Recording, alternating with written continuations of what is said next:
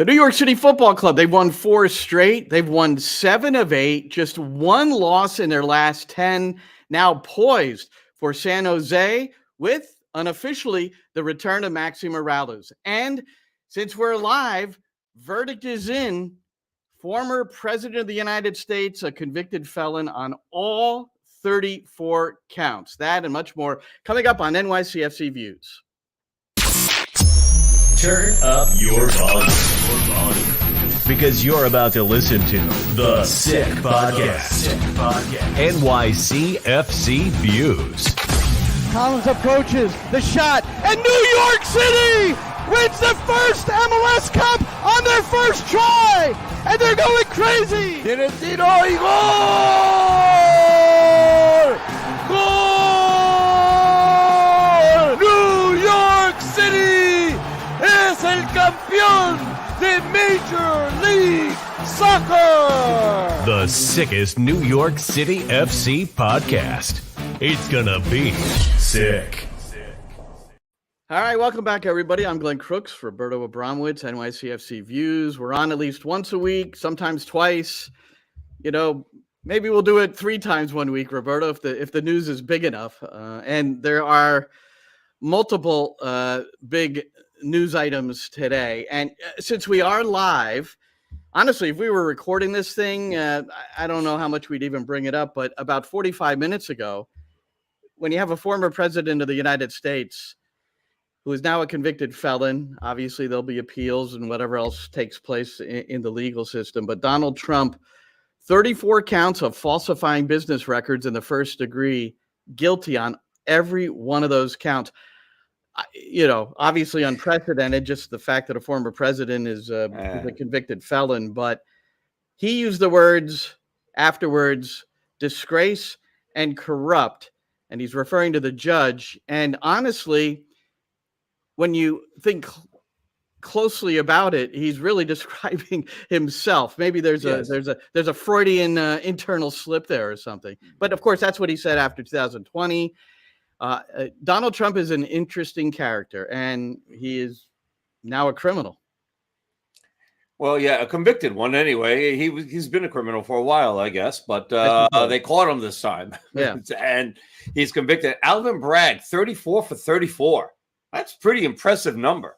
And they came back really, really quickly. I mean, and for what I was reading, that when Donald Trump and his lawyer were told that they were coming back with a verdict, that their mood, which was sort of happy-ish, went very, very somber, very, very quickly.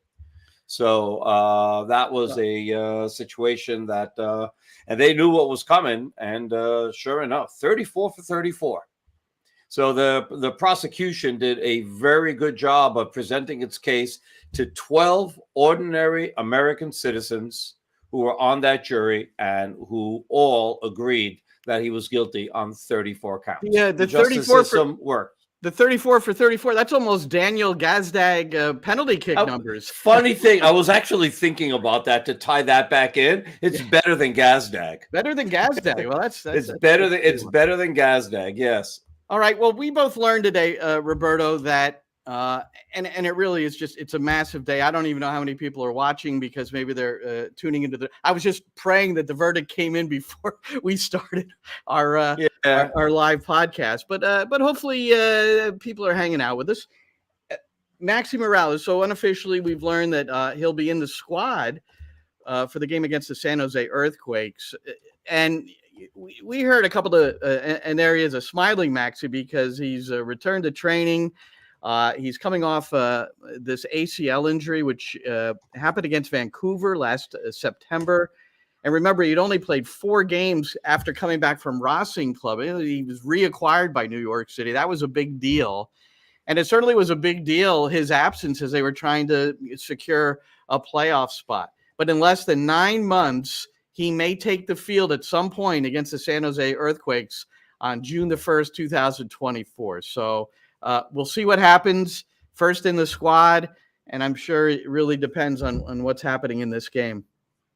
Oh, for sure. And it's great news. And once he starts getting acclimated to the team and because we expect it to be sort of like a cameo more than anything else. But the fact that he's getting back in here, that's fantastic. We have to see how much is left in the tank.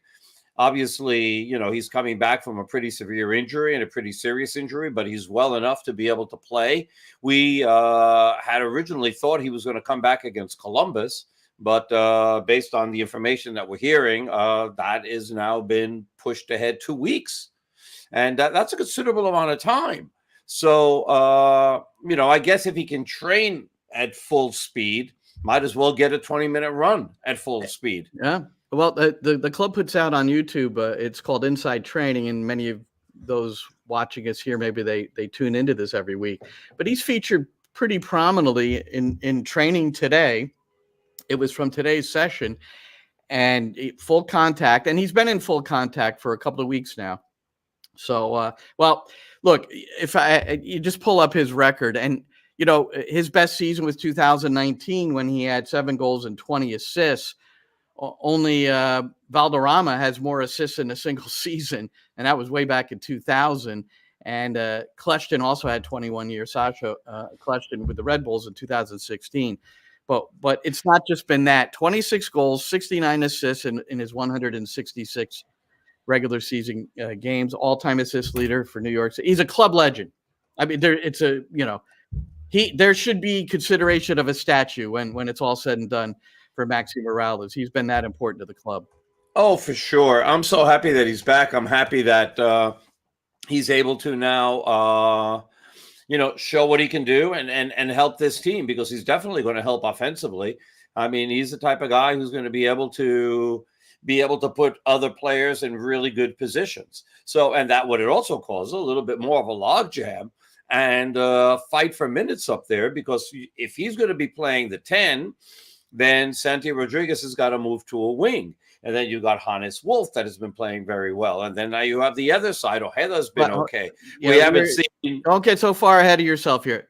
Santi Rodriguez is going nowhere positionally, okay? But what is happening, and this has been discussed internally, is he's logged a lot of minutes. And he is putting in incredible GPS and acceleration, and he needs a break. So the timing of Maxi's return, although he's not going to be able to step in and put in a half-hour shift, I would doubt that very highly.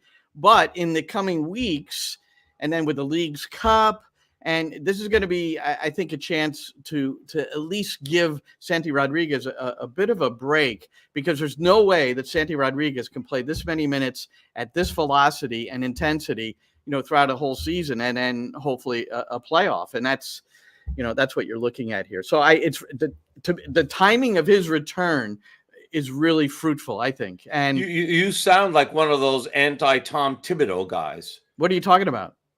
You know, the coach is overplaying the players in minutes. No, this has come from. I'll have Josh Hart come and speak to you. He wants all 48. He wants all the smoke. This has come from the technical staff area. Forget that. You know, well, sure, they make the decisions, and there's consultation with every athlete on these sorts of decisions. I'm pretty sure, but you know, if a guy needs he asked out of the game. I don't know if we've discussed it. Yeah, he did. Yeah, we talked about it last week. Was it the New England game or the game? No, it was a week before. Yeah, so it was a week before he asked out. Right, he was toast. Yeah, so you know, he's feeling it a bit. He'll be fine tomorrow against San Jose, and we're gonna hear a clip from Luchi Gonzalez, the San Jose coach. I asked him a question at his presser today, and it was kind of in relation to what Nick Cushing was going through in the early portion of the season, because San Jose has had a very, very trying year in terms of points. Yeah, but 2 wins, 2 losses, 2 draws in their last 6 matches. And they've got a guy now playing for him named Hernan Lopez, who's the number 10. But let's get to that a little bit later on. Let's get to a highlight from the English commentary and one highlight from the Spanish commentary. We'll start with mine along with Matty Lawrence, because a very, very key moment in this New England game, a game that New England had the best of, other than the early portions of the game. New England didn't get their first shot attempt until the 25-minute mark, Roberto. That's New York City was especially in the early minutes, were all over block shots and, by New England right in front of the goal. The one Augustin Ojeda he was just he was about 5 or 6 yards out. Yeah. But then Matt Freese later in the half, Vrioni, the striker, he did incredibly well on this service from heel. And then Matt Freese did what he's been doing all season long. But anyway, here was the call, myself and Maddie. On the right with heel, with the left foot, whips it towards the near post, and a big save, Freese! Matt Freese had to dive to his right. Vrioni with a great redirection. Couldn't do any better. And Matt Freese, as he has done throughout the season, saving New York City again. Well, this is absolutely top draw. Say that saves aren't always world class. This one was world class. This wasn't just a good save, this is world class. This is almost Gordon Banks-esque against Pele. It really is. This is quite remarkable from Matt Freese. And again, it's the pace coming off the pitch as well, which certainly helps out Freese. But boy, not only what does he do, he saves it, but then parries it out to the side. So the rebound he offers up is out really wide, and it's at a tight angle, so Barrero can't just tap it into an empty net.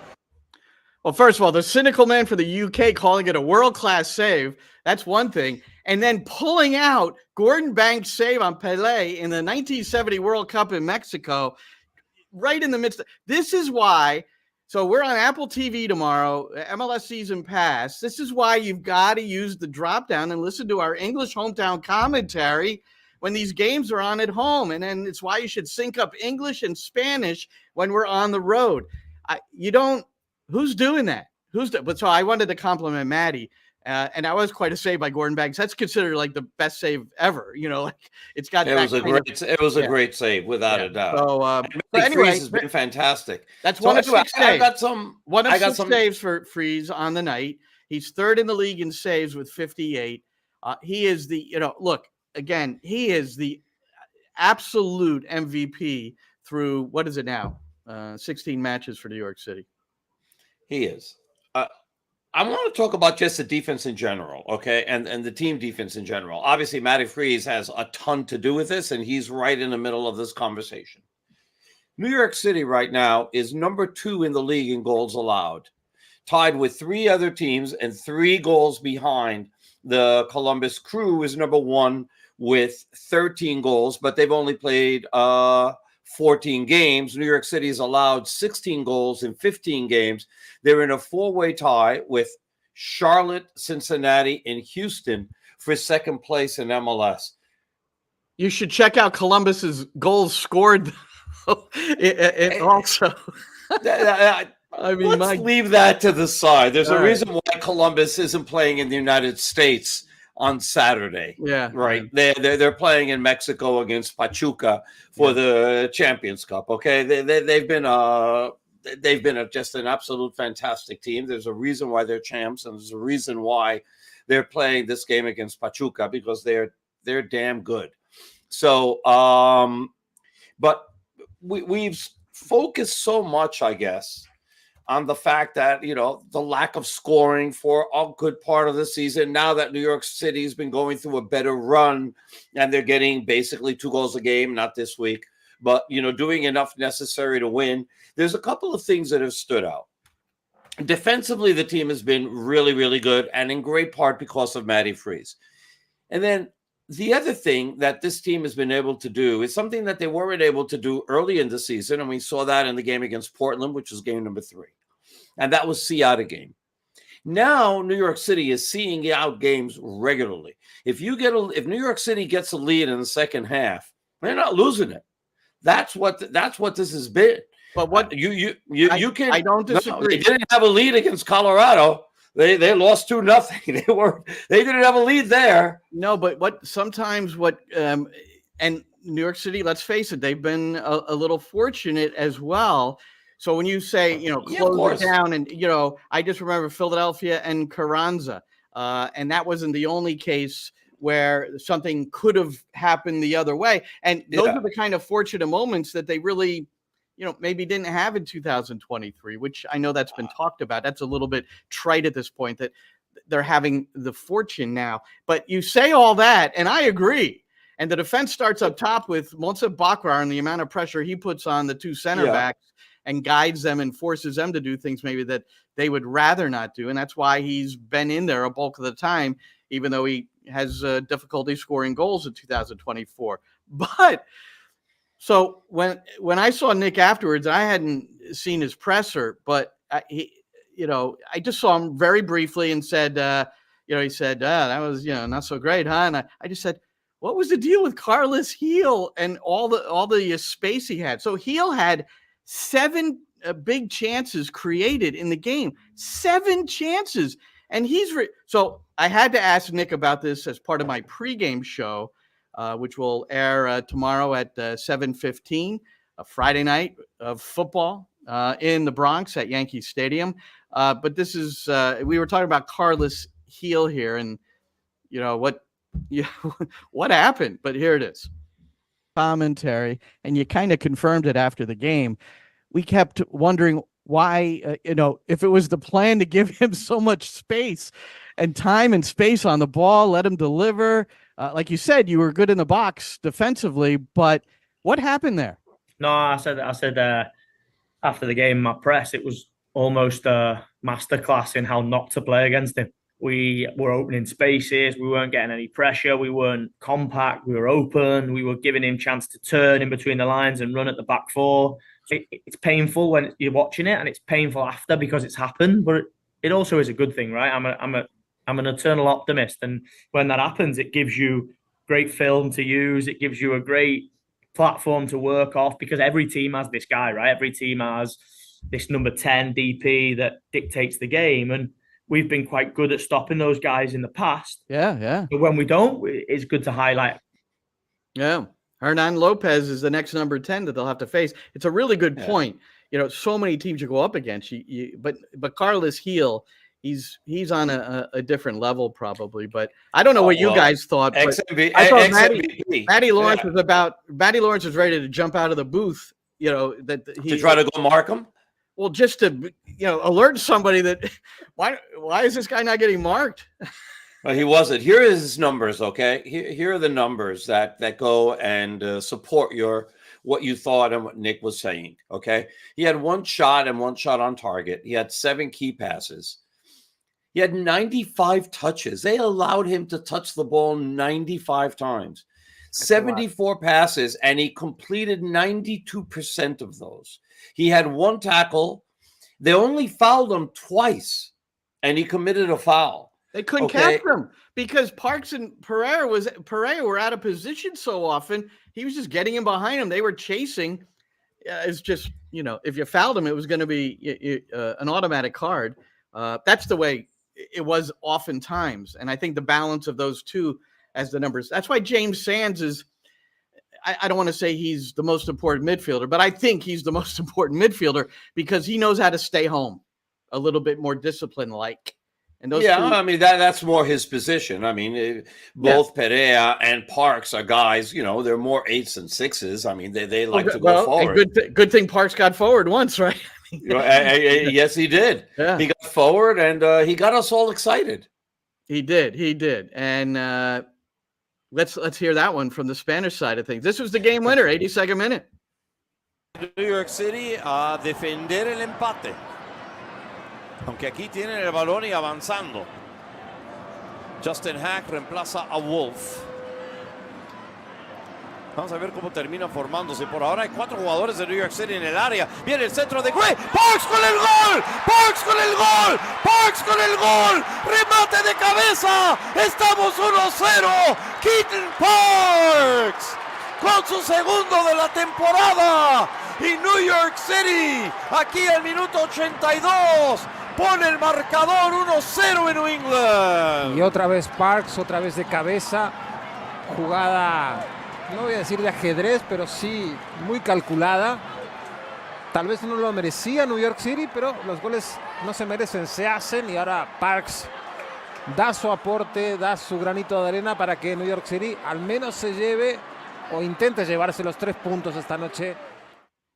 And live commentary begins for Spanish and for English at 7:15 p.m. tomorrow on the New York City FC network, which was nycfc.com/radio, the NYCFC app, the TuneIn app, and on the English commentary, the Apple TV app.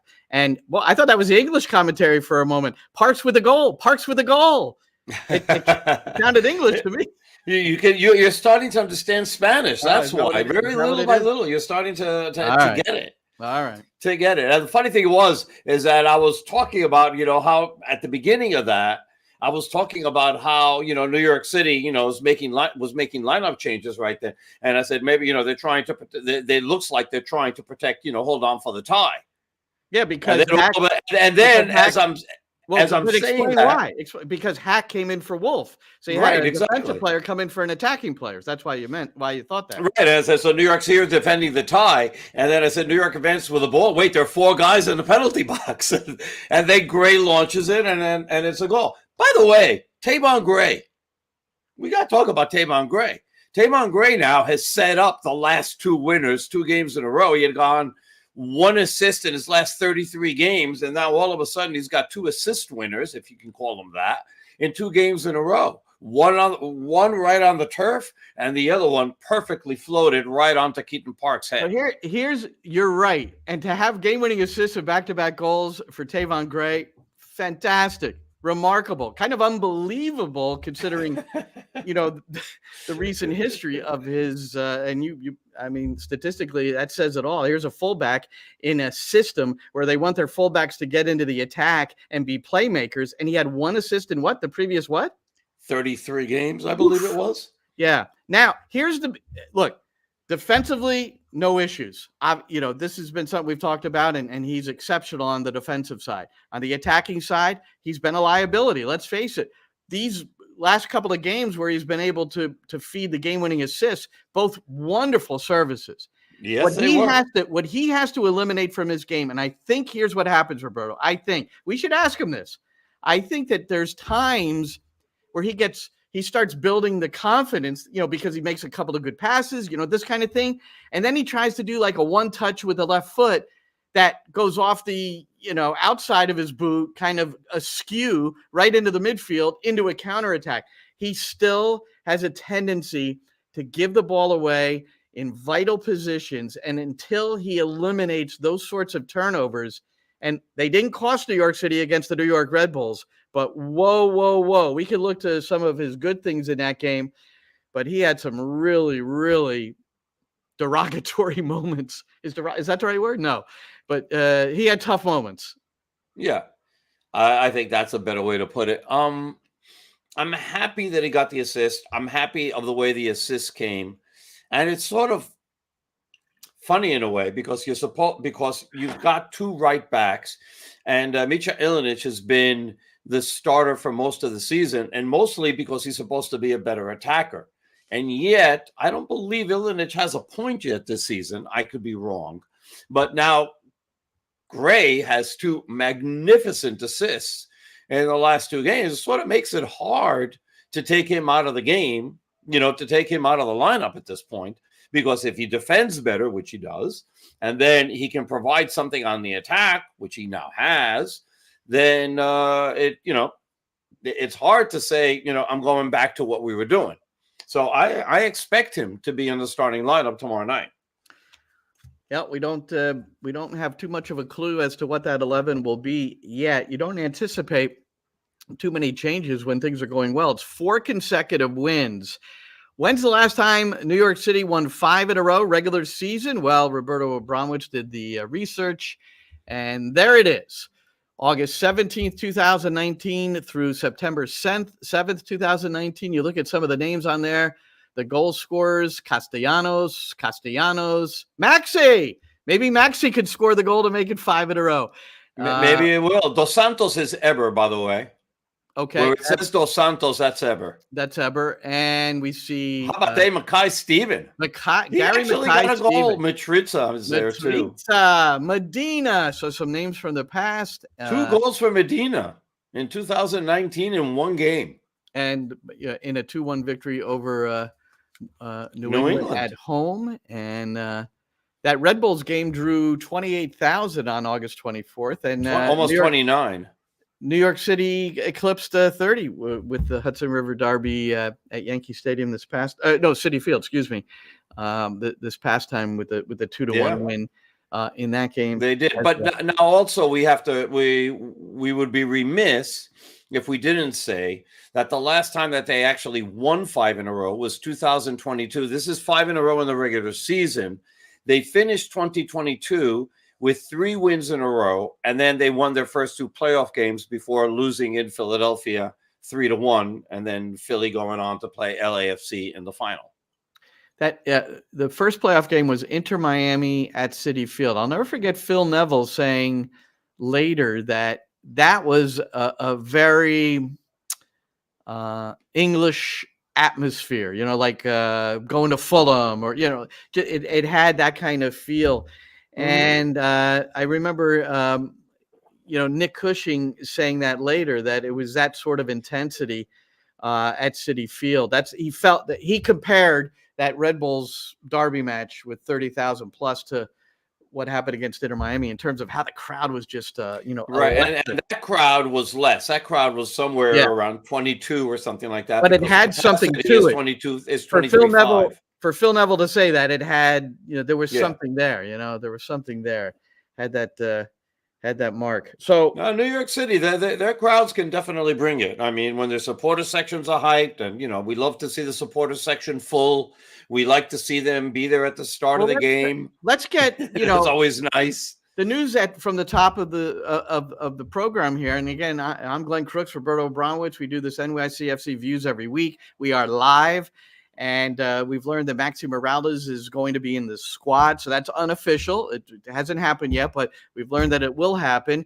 And our sources are pretty damn good. Yeah. And if he does make an appearance, so let's have honestly, it would be wonderful if there were a massive turnout, in as much as it could be the possible return to the field of this club legend, Maxi Moralez, and either way, he'll get an unbelievable ovation. And the team, by the way, is doing like this 3-game Friday thing, because we have the next 3 home games are all on Fridays for New York City.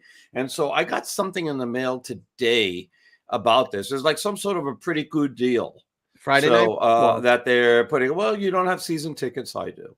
No, I'm just saying. I said Friday night football. I didn't say anything about not having. I thought you said I didn't get it. Like no, the email. I didn't say that. Oh, I misunderstood you. I'm sorry. So while you're looking, Monsef Bakrar and Tomas Romero. So far, those are the only 2 call-ups for New York City FC during this international break. Bakrar for Algeria. They've got a couple of friendly matches, June 6th and the 10th. And Tomas Romero will compete for El Salvador. That's very good. Yeah, so those 2 are out. And when New York City plays the Galaxy and Nashville, it'll be interesting. I know Nashville's losing like Walker Zimmerman. There were 3 to the U23s, 3 starters. Yeah, how about that? The overage player, Walker Zimmerman. What are you allowed? 2 or 3? I think 3 overage players for the Olympics. And yes, so.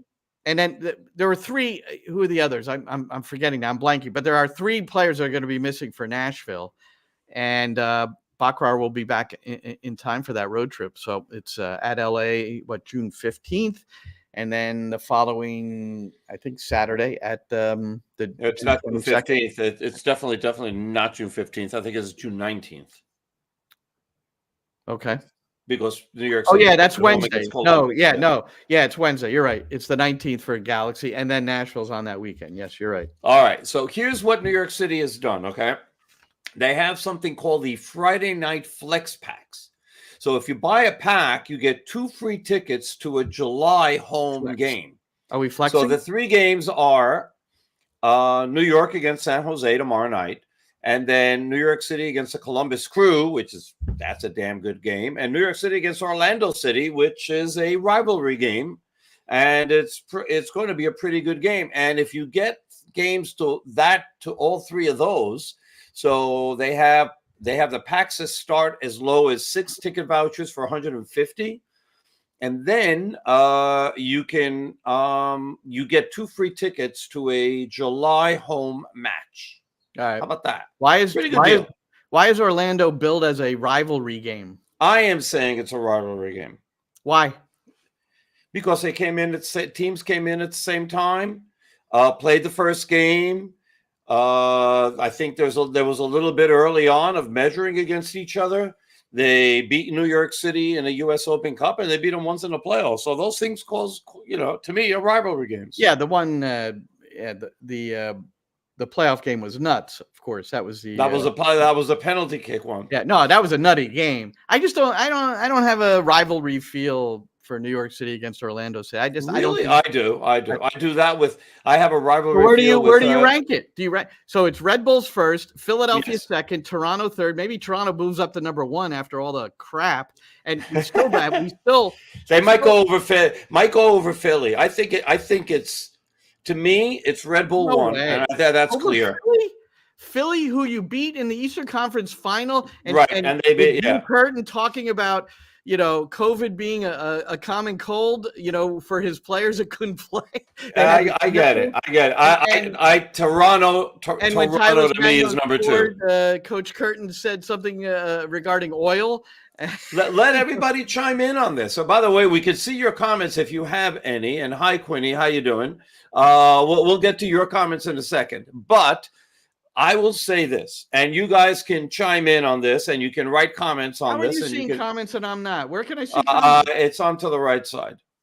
If you have it, I don't know how you have it set up, but it says. Oh, I see. No, people you showed in me comments. This last time. There it is. So okay, so here it is. To me, it is the Red Bulls number one, Toronto number two, Philly number three, Orlando number four. Okay, so that's how can it not be Toronto after the craziness of this year? But you can't have that many you can't have that many heated rivalry. I mean, you don't. It's not a rivalry match. There's maybe one, maybe two.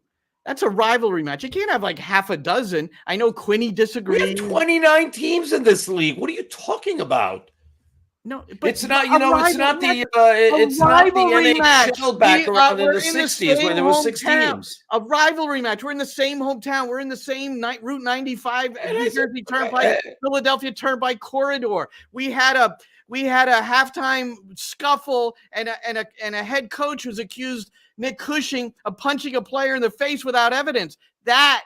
I don't care where they're from. That's Toronto. Stuff. What's the Orlando City rivalry? And Quinny agrees with you. 100% a rivalry. All right, Quinny. Quinny's also Orlando. The one that there you go. Thank you. I think Quinny also is the one that objected to me suggesting that you should get an assist if you draw a penalty, if you're responsible for a penalty. And then it's converted. You get an assist for that. Hannes Wolf should have gotten an assist when it went off the arm of Longstaff, and Santi converted. I say Santi draws the penalty and scores. He gets an assist and a goal. I like it. Change the rule. Right. Have some fun with it. Sorry. Go speak to the folks at IFAB and go argue your case. All right. They're the ones who make the decision, by the way. It's not FIFA directly. It's IFAB that does that. Right. But go ahead. Well, Quinny, I am happy that you watch, and I'll. You figured out you figured out how to send us comments. He's the only one so far. Yeah. Well, he's also asking the question: is Maxi and Magno back? So Maxi, we've already talked about from an unofficial standpoint, and Tayvon Magno. Here's the Tayvon Magno situation, folks. It's not happening. And it's look, when you go to training, you just get a sense based on positional, if two sides are going at it, how everything's set up, that Magno's not a part of things right now. That doesn't mean he'll never play, but I think if there's an opportunity to help him find a place where he can play more and also, help the budget for New York City FC, let's just tell it like it is. I mean, he's not playing. He's fit, and he had some knee concerns. And I don't know. I guess we really don't know if he's 100% fit. We don't know that, but he's training full and has been for quite some time. So and he's been on the bench for the past month. Here's the way I look at it. There's a depth chart, just like there is in the NFL and in the NBA and every place else. There's a depth chart, and right now he's low man on that totem pole. And he can't seem to climb above Ojeda, and he can't seem to fly, definitely not climbing above Hannes Wolf. We haven't seen Fernandez for the past few weeks. I expect him to play at some point. 4 games. And he's been right. It's been 4 games for Fernandez. I'm going to tease my pregame with Nick. The very last thing we talk about. So you have to tune in at 7:15 on the New York City FC network. You should listen because there's always something on this pregame show that you don't get in the regular season presser. I try to put stuff out on Twitter. I don't know how much of that gets seen either, but he talks about Fernandez, and we're going to see Fernandez.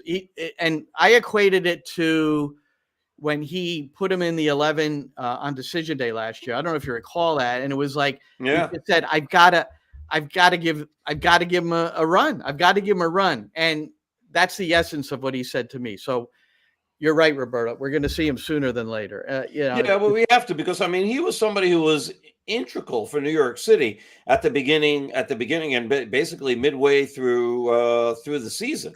And so, and then all of a sudden, out of nowhere, he's like just all of a sudden disappeared. And it isn't anything that he's done or anything. It's just a matter that when you have as many numbers as New York City has, then, it's been a problem. So he played every game from February 24th until the 2-0 loss to Colorado on Sunday, March 5th at Citi Field. And then he was on the bench against Toronto, against Philadelphia, against the Red Bulls, and against New England. And it hasn't seen a minute after playing in every single game. And so it's, look what's happening. Hopefully he gets a chance tomorrow, but we'll see that. We don't know. We'll see. This brings up a question that I need to ask Nick Cushing. And are these guys so one-dimensional? For instance, Hannes Wolf plays on the right. He's played a little in the middle, but I think the emergence of Santi Rodriguez as a guy who can, his passing of the ball has been is highly improved from the season ago. Whether he had the people to play to or what, his actual delivery is improved. So Hannes Wolf is on the right. We don't see Hannes Wolf on the left because the modern day winger, it's drive inside of your favorite foot. Julian Fernandez doesn't play on the left. He can only play on the right. Agustin Ojeda can only play on the left, it seems. Malachi Jones, play him on the left. There doesn't seem to be versatility among wingers to play on either side. So this limits his opportunity. You're not going to take Hannes Wolf out when he's, had that streak of 2 goals and 3 assists over 3 games. You're not taking him out of the lineup, man. No, I get it. And it's good that, the amount of production that New York City has been able to get from that right side this year is probably the most production that it's gotten. And now we have 3 goals that have been scored by center forwards, 2 of them by Alonso Martinez and 1 by Monsef Bakrar. So at least now you're starting to get a little bit of production from that position as well. And you look at it, and as you said, right, New York City has won 7 out of their last 8 games. And when this season started, it didn't look like that was going to be ever a possibility. But us who have been watching games for a long, long time and understand that sometimes, when you're bringing in new players and everything, it's a new process, and you got to let everybody, start to understand how to play together and all that, and understand people's strengths and weaknesses, finding the right position, and, getting everybody to get together. And once New York City figured that out, obviously things have been going very well. I was looking at San Jose's, numbers, okay, and how they started out. And it is freaking scary. They lost their first 4 games, and then they went and they beat Seattle at home March 23rd. That was their first point earned. They won 3 points on that game. And then they went out and they lost their next 4 games against Houston, Austin, Colorado, and the Galaxy. They tied at Nashville, and then they go and they beat LAFC 3-1. They go and they beat Colorado 3-2. And then all of a sudden they're back in the pattern. They lost to Portland 4-2. They lost to Orlando City 1-0. And in their last game, they tied Austin 1-1. Yep. So it's been a rough go for the Earthquakes. But, recently they have a new player, and that helps. Couple of draws, couple of wins in their last 6. So New York City, they've got a strong attacking team. How about this? On the road, right? In 8 games on the road, 15 goals. in 8 games on the road. That's almost 2 goals a game on the road. Nobody does that. But they've also conceded 21 goals on the road. Hence, 1 win, 6 losses, 1 draw away from home. And they've got to get used to playing at Yankee Stadium. Luchi Gonzalez said today, yes, they adjusted their fielders. Of course, that question was asked in his presser. What are you going to do about Yankee Stadium? What are you going to do with the players who've never played there? Here's what you're going to do. They're not going to get it until they get there and play on it for a while, because you can't. Here's the thing I'd like to tell every coach that's preparing their team to come into Yankee Stadium. Yes, you could shrink your field on the training pitch during the course of the week, and I would do it too. It is going to have a minor impact as to how prepared you're going to be to play at Yankee Stadium, because you cannot replicate the oddness of the far touchline for the benches being like 100 yards from the stands and all this open space.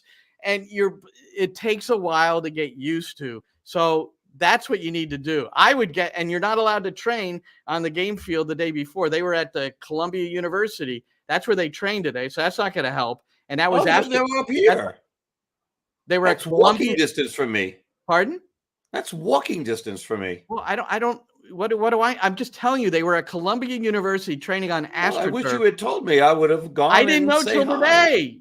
They were, that's forget that you didn't know. How about focusing on the fact that they train at Columbia on artificial surface, not even on grass, and now they're going to go into Yankee Stadium and think they're ready. Sorry, it's a tough task to come into. When you were mentioning, the amount of goals that they've scored on the road, okay, and then just in general, right?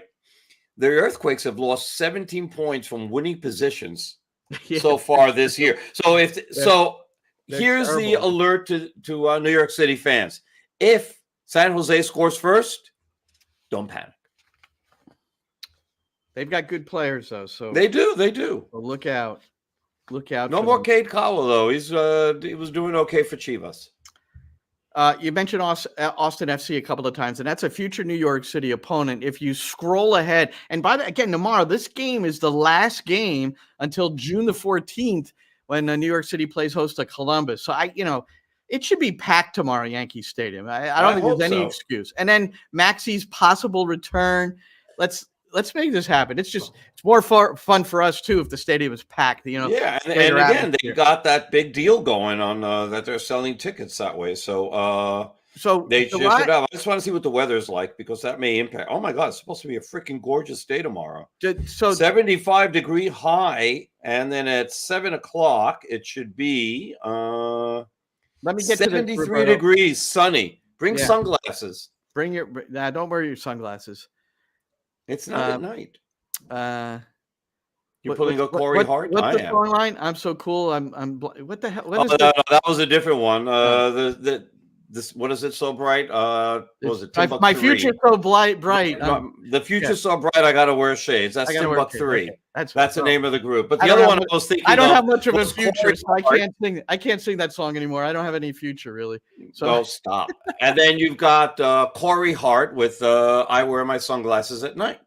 That's a great song. Anyway, Austin. Okay, so that's the first of 4 straight road games for New York City leading into the League's Cup.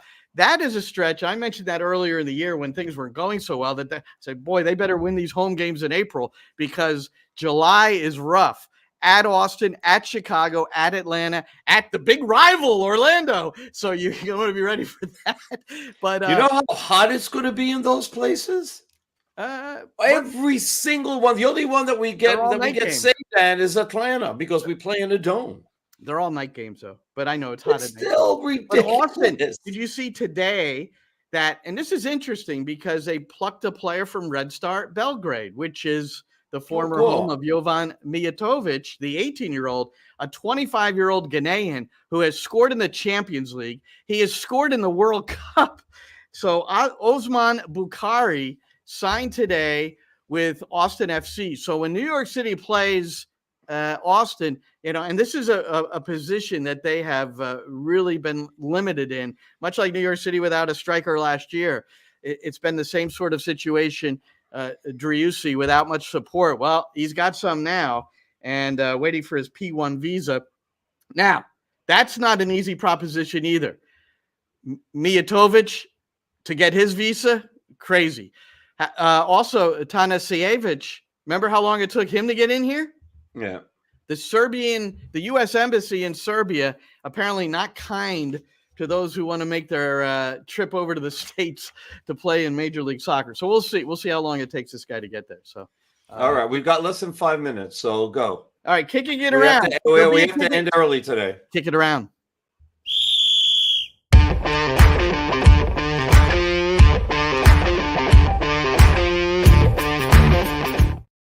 One thing we learned from Har journalist, who is a tremendous reporter for the Vancouver Whitecaps and Major League Soccer. And this goes back to the Inter Miami game in Vancouver at BC Place.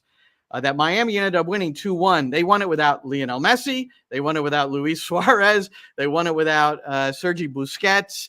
And the CEO for Vancouver basically wrote a note of apology to the supporters saying, sorry, these guys aren't going to be here. 51,000 plus. Apparently the Vancouver supporters were demanding a refund. Hard journalist said, her source, MLS league policy does not allow teams to offer refunds on tickets. So fans who are holding out for a refund on tickets they purchased for the Inter Miami match won't get one. So the bad news from Are they going to do anything else? Because I know the Chicago Fire, so they ran into a similar situation, and they wound up giving discounts for season tickets and other things as well. So, I hope that they can find something to make it up to the fans. But at the end of the day, also, fans have to understand that when you're buying tickets because you want to see Messi, there is a good chance, well, not a good chance, but there's a chance. There's about a 30% chance he's not going to be. He's not going to show, especially if your team plays on turf and is 6,000 miles away. That's right. But it could happen at any game. Look, it could happen in any game, because if he gets hurt and and he's got like a slight hamstring pull or something, they're going to protect him as they should. And, and we discussed this last week, teams don't have to announce their lineups until an hour before the game. And that is, for tactical reasons and all. So you never know who's going to be able to play or not. And it's a risk to buy the tickets, but it is what it is. There was an outcry that Inter Miami should have, let people know that those three weren't traveling. Bah humbug, just based on what you just said there. Forget that. At Tata Martino, he doesn't have to reveal who's going to be traveling. No team in the world does that, MLS or otherwise. So but the league is responsible as well, okay? Because the league was promoting this ad nauseum up until like Tuesday. Good for Tata Martino. I say, I think when this all started, we wondered, I wonder if the league has told Tata Martino, hey, Messi's got to play in this one. No, he has coached that group of older players who have obviously had unbelievable seasons, I think, to perfection from their health standpoint. And, that was the right thing to do. And then they win the match. But, Roberto, as we come to a close, Miami and Cincinnati, the top two teams in the East, lose on a Wednesday night. If New York City wins tomorrow, they're creeping ever closer to the top of the table. Pretty interesting. It's incredible. I mean, we're 6 weeks into the season, and people were like with pitchforks and torches, walking around the stadium looking for the coach. And now all of a sudden they've won 7 out of 8. They're third place. They have the second best goals against in the league. Come on. Come out to Yankee Stadium tomorrow. Yep. So Inter Miami loses at home. Inter Miami loses at home to Atlanta 3-1. Per Opta Jack, Lionel Messi scored in this match. He scored the goal for Miami. The last match where he scored a goal and his team lost was over 3 years ago. So when Messi scores, his teams win, except for last night at home against Atlanta. And then Cincinnati loses at home to Nashville, a team that can't score goals, and it was 2-0, and that halted their 7-game win streak. So how fun would it be? How fun would it be if New York City get a great crowd at the top of the show? We let you know that Maxi will be in the squad, Maxi Moralez. injured his knee September the 5th, 2023, ACL surgery. He's been rehabbing like a monster. He's been running and running and running. He's been in full contact for 2 weeks in training. The expectation is he'll be in the squad tomorrow. Maybe, just maybe, he'll make his first appearance of September the 5th. And by the way, tickets for tomorrow are pretty cheap. You can get into the stadium with a verified resale ticket for under $12. There's 2 tickets at that price, but everything else is like $13 and $14 right now. $15. You get your tickets now. You can get into the state. It's going to be a gorgeous day tomorrow. Show up and listen to the game. Yes, and so tickets don't get inflated for Christian Espinoza. I thought he'd be able to jack up the prices a little bit like a mess. All right, yes, 7:15 is our airtime on the New York City FC network for Spanish commentary, Roberto and Ariel, English commentary as well for myself and Maddie. Roberto and Ariel, 6 p.m. Eastern with their preview live stream. You can see their lovely faces, and then myself and Maddie at 6:45 with the same. So again, like we said at the top, Maxi is back. We also said at the top, this is live, and a former president of the United States today was convicted of a felony on all 34 counts. Remarkable, but true. And so every now and then, I guess we'll just escape the sports scene, but it's something that you have to report on because it's one of those it's historic. OJ-like. It's never happened in the history of this country. It's great. Never happened in the history of this country that you have a president that was convicted of a crime. All right. For Roberto Abramowitz, I'm Glenn Crooks. Thanks to Shane, our producer, and others. And thanks for joining us, to you all. Quinny, you especially, on NYCFC Views. And that's a wrap. Hope you don't miss us too much until next time. Follow the Sick Podcast NYCFC Views on YouTube, Instagram, Facebook, Google Play, and Apple Podcasts.